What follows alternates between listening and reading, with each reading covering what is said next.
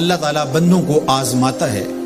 پرکھ کرتا ہے، امتحان لیتا ہے، طرح طرح کی نعمتوں سے اسے مالا مال کرتا ہے، کاروبار وسیع ہو جاتا ہے، اس کے لیے دولت کے انبار لگ جاتے ہیں، دنیاوی مال و اسباب اس کے لیے جمع ہو جاتا ہے، منصب ملتا ہے، عہدہ ملتا ہے، اقتدار ملتا ہے، شان و شوکت ملتی ہے، لوگوں کے دلوں میں اس کا گھر بنتا ہے، تو اس کے ذہن میں یہ بات آتی ہے کہ میرے رب نے مجھے جو عزت دی ہے میں اس کا استحقاق رکھتا تھا، اور میں اگر اس لائق نہ ہوتا تو مجھے کیوں نوازا جاتا، تو گویا میرا رب میرے اوپر راضی ہے۔ اور پھر جب محفل نعت میں مہمان خصوصی بھی بن گئے تو پھر تو ان کے نفس کو اور تسکین مل گئی۔ جب پیر صاحب نے بھی ان کو ہی اہمیت دی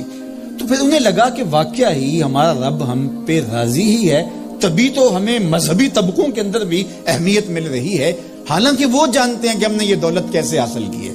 وہ جانتے ہیں کہ ہمیں سجدے کی توفیق نصیب نہیں ہے، وہ جانتے ہیں کہ آج اس محفل میں مہمان خصوصی سے تو کل ہم شراب خانے میں تھے، انہیں پتا ہے، لیکن اس کی طرف توجہ نہیں جاتی، سوچتے نہیں ہیں، بلکہ وہ یہ سمجھتے ہیں کہ ہمیں یہ جو عزت مل رہی ہے یہ اللہ تعالیٰ کی طرف سے ہماری کسی قبولیت کی وجہ سے یہ عزت ہے، حالانکہ یہ ان کی آزمائش تھی، ان کا امتحان تھا۔ دوسری بات، وَأَمَّا إِذَا مَبْتَلَاهُ، اور جب اللہ اس کو آزماتا ہے، فَقَدَرَ عَلَيْهِ رِزْقَهُ، اور اس کے رزق کو تنگ کرتا ہے، اس کو آزمائش کی بھٹی میں ڈالتا ہے، فَيَقُولُ رَبِّي أَهَانَنِ، تو پھر وہ چیخ اٹھتا ہے، میرے رب نے تو مجھے ذلیل کر کے رکھ دیا۔ بیماری آ جائے، ابتلا میں مبتلا ہو تو وہ کہتا ہے کہ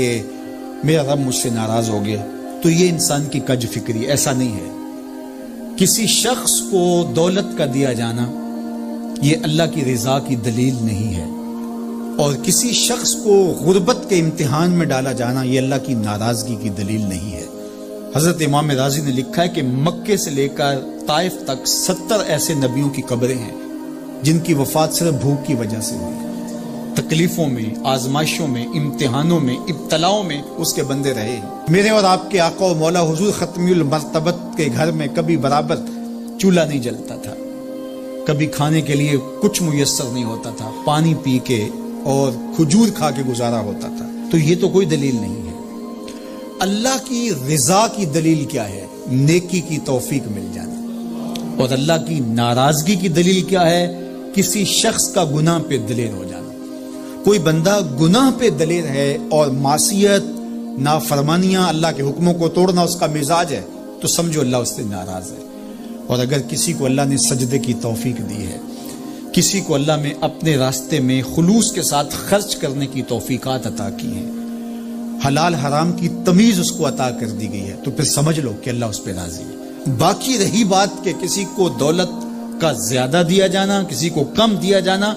تو یہ آزمائش ہے۔ اب جو اہل ایمان ہیں، اللہ کے بندے ہیں، وہ کیا کرتے ہیں؟ جب دولت زیادہ ملتی ہے، اقتدار ملتا ہے، منصب ملتا ہے، تو صرف اللہ کے شکر کے دائرے میں آ جاتے ہیں، اور جب مصیبت آتی ہے، تکلیف آتی ہے، اذیتوں میں مبتلا ہوتے ہیں، تو پھر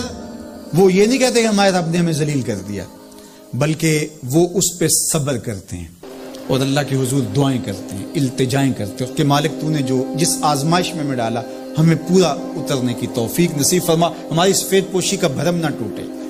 اور ہمیں اس مشکل وقت سے بچانا کہ جب ہماری یہ غربت ہمیں کفر تک لے جائے۔ اور جب ان کو دولت مندی دی جاتی ہے تو وہ ڈرتے ہیں کہ اللہ ایسا نہ ہو کہ یہ دولت ہمیں فرعون بنا دے،